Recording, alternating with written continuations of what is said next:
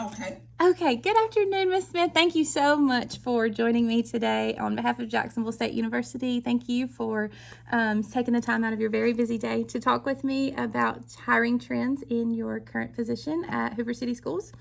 And as you know, my name is Hannah Hardy, and I'm just going to ask a couple of questions and get your insight on a very informal basis about probably about 10 minutes, nothing too long out of respect for your time. So in our class No that problem. we're learning about this man named Malcolm Gladwell, and he shares a lot of information about his take on hiring teachers and hiring in general. He briefly talks about teachers, Okay. but hiring in general. He has this idea of something called the mismatch problem, and he has this talk that we watched in our class about how a lot of different, he talks about a sports analogy and how a lot of the things that we use to look for and hire people for certain jobs or sports is not really relevant to what they need to execute the job correctly. For example, he used a sports analogy of a test that they make basketball and football players take that has for quarterbacks because they have to use a lot of mental skills. But then he gave the statistics of the people that scored really, really bad on that test. And they're people that are really, really famous quarterbacks. And so just the data of it not really being able to score well on a test versus how well you can do your job. And how it is also something he talks about is the teacher to student ratio, whether that is more important to effective learning or the effectiveness of a quality teacher. And so, what is Okay. more important to teaching in my opinion, the sweet spot would be low teacher student ratio plus a quality teacher. But Yes. I think his point was mainly you could have an unqualified teacher teach a couple of students and the ratio be low and it still not be quality education. So those are just Gotcha. some things that I'd like to hear your thoughts on, and also the hiring trends of male, female dominated roles, demographics, things you're finding difficult right now. Anything, if you Okay. just wanted to vent about your Okay. job. All right. Okay. Well, thank you again, Hannah, for asking me. And I will actually be at Jacksonville for a career fair on Friday. So I'll get Wow. to see the campus. That will probably be my second time ever on campus there. So I'm looking forward to it. It was a quick visit last time, but Friday I'll Yeah. have a little bit more time to stay. Well, I'm biased, but So back to your questions. Just to start with a bit of a comment in regard to the gentleman thought about the mismatch. I do think it's important that when we are hiring people, that we don't look at just one set of data. Like we would not do that with students if we're trying to determine and get a full picture, of a child's capacity and their ability to show progress. So I think we have to look for a couple of things. One, when we're hiring teachers, obviously we look at their resumes. We are able to look at any reference feedback. And so that's usually gives us another bit of a picture because this is somebody who's had some interactions with them in a professional setting, may not be a teaching professional setting, but another setting where they're interacting with people because it's a people business. So say for example we have somebody who's interested in a job with us, they have great references about great interpersonal skills working in a restaurant. That's a transferable skill. mhm. Okay, they're going to interact with parents, they're going to interact with students, they're going to interact with other teachers. So that's a skill set no matter where they're the context in which they're getting that practice, that still transfers well into the profession. So I think it's good to look at, obviously, like I said, resumes, look at their reference feedback. I think it's important to actually interview candidates and have conversations with them. And I think asking the important questions that are fitting for the specific position that you're looking to hire that person in, that matters as well. It's also important to have questions that allow you to get not just what a picture of what that person looks like as a professional, but what their passions are. Because what we are finding as a trend is people stay in positions or stay with jobs because they either like the peripheral factors a lot, like they love their coworkers. They may not love the job a whole lot, but they love the people that they're working with, or they love who they're doing the work for, or they're motivated by, I'm getting to see kids that wouldn't have an opportunity to make this kind of progress, make progress. So people are motivated by different things. And a lot of times those motivators are not things that somebody at a central office is controlling or something like that. The pay is important, but what we're seeing a trend in now is people are saying, on two ends of the coin, so to speak, or ends of the spectrum. I want to know, I want to get paid what I'm worth as much as possible. But at the same time, peace of mind is so important to me. If I have to take a little less pay to have more peace, I'm going to go with more peace.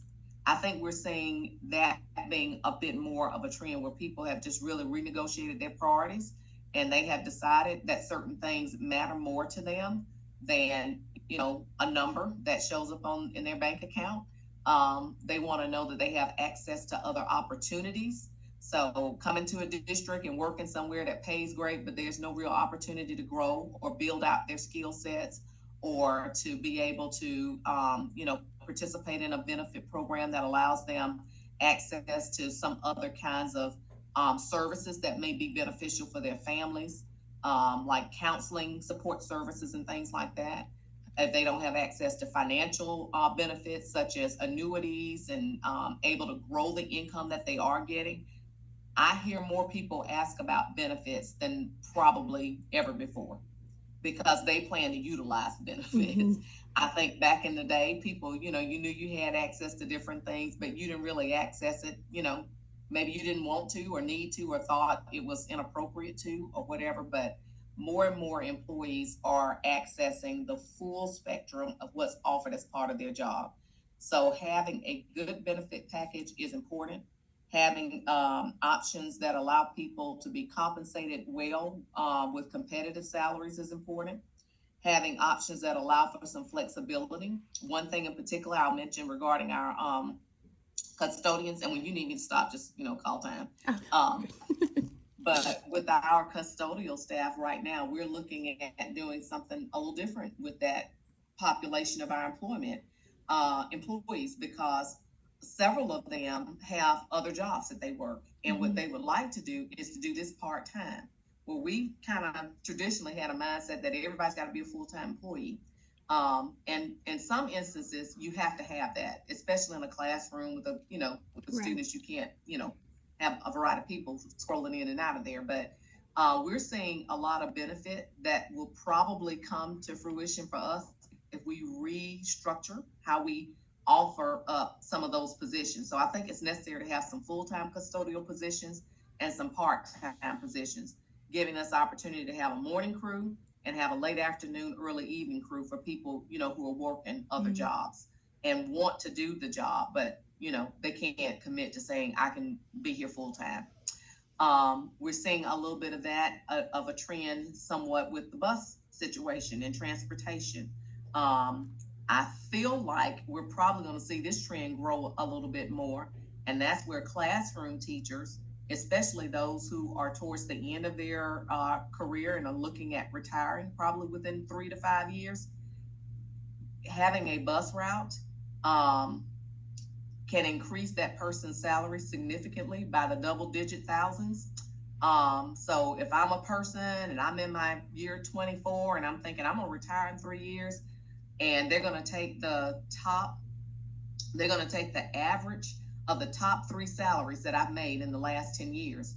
Well, if I get a bus route, I could potentially increase my salary, maybe anywhere from $14,000 to $19,000.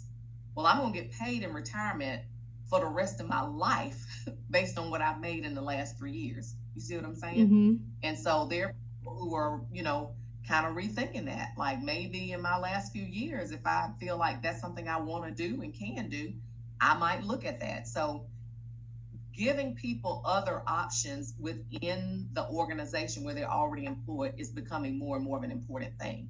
People want to get everything they need in the space that they're working, if they can do that. Right. I think in the past it was more about, if I do the job, I just want to get paid. Now it's, I do the job, what benefits do you have? How can I grow my assets? What can I do, if I have a need in my family for counseling? What are some other options in regard to right here in the city? If I want my family to go to the local recreation place, Hoover Rec gives us as employees some benefits to be able to do that. So I would say the trend is moving more towards a employee who wants to be viewed as a whole person with a variety of needs that can be met in their organization. I definitely That's what agree. I. Yeah. Well, thank you so much. I agree for Well, you're sure. Just as on a personal note, we know that educator insurance is phenomenal, and everyone wants to welcome. have educator insurance. And so when I started working, my husband and I were on the PHIP insurance, and then just on Okay. the realms of doing what's best for your family. And my husband's also Yes. now he's a deputy sheriff, and so it ended up Hmm. being that like the local government insurance was actually a little better, and so we were just had to Gotcha. Yes. reevaluate and Great. and so Hmm. I understand like people now coming into work because this is only my 5th year teaching, so coming Okay. into we definitely are focused on we just started a family, just had a baby, and we're thinking how can we Hmm. do our jobs help us with things that will help her as she grows and things that yes it's Absolutely. definitely Like, can we set up a scholarship fund for our baby? And, yes. how can we grow that money? So It's absolutely. no And longer people at a different seasons in their lives, so they're looking for mhm. different things at different times. So I think too, like my makes total parents' generation, I've learned a lot from them. They were a lot of, like you said, where can I go to work to make money? Where can I go to work? And now we're sense. definitely thinking on, I have thought more about retirement in my age of 25 than I ever thought I would think about because I never Hmm. thought I would think that far ahead. But Right. now we Hmm. definitely are. So I see the other side of that trend as well. And the working on as a bus route, that is such a great idea. I didn't even think about um, Hmm. to And we add. have some families that have, stay-at-home moms, and they say, you know what? I'd like to do a bus route. I can't do morning and afternoon, but I probably could do morning. Mm-hmm. So back to the whole custodian thing. Do we get us some part-time drivers that at least allows that family to have part-time benefits? Right. If they are able to do the full job, they get full benefits. So you work 2 hours in the morning, 2 hours in the afternoon, and you got all the benefits of a full-time employee because a full-time bus driver Mm-hmm. is basically a 4 to 5 hour employee, Right. I, working 4 to 5 hours per day. I almost wonder if you've got my mind going now about the difference in, Okay. I guess, the generations coming up that are going into work, the Hmm. workforce now would be, I guess, around my age. And I guess we grew up watching our parents just really work as much as they could. And maybe that's why now Hmm. everyone's focused on the mental health aspect of it. How can this Yes. help me? Because watching our parents just work themselves to death and just trying Yes. to, Hmm. put food on the table. And now I guess that would be important to see across my generation of how can we work, but still, I think it's a shift of, not trying to get philosophical, but I think it's a shift of Hmm. living to work into working to live. And I Live. think that's a Absolutely. big Hmm. shift in Well that. said. But thank you so much, Miss Smith, for your Well, time. you're I welcome. appreciate You're you so welcome. much. I know you're so busy and have so many things going Well, and on. I'm sorry last week was a bust, Oh, but hey, I'm speaking of better, and I'm glad we were able to do it. taking care of ourselves, that is something you need to But do for there sure. you go. And I hope you Well, have. Hannah, let me know if I can help you in any way. Okay. Yes, ma'am. Thank you so much. Have a great rest of your day. Thank you. All You too. right, Bye bye bye. bye.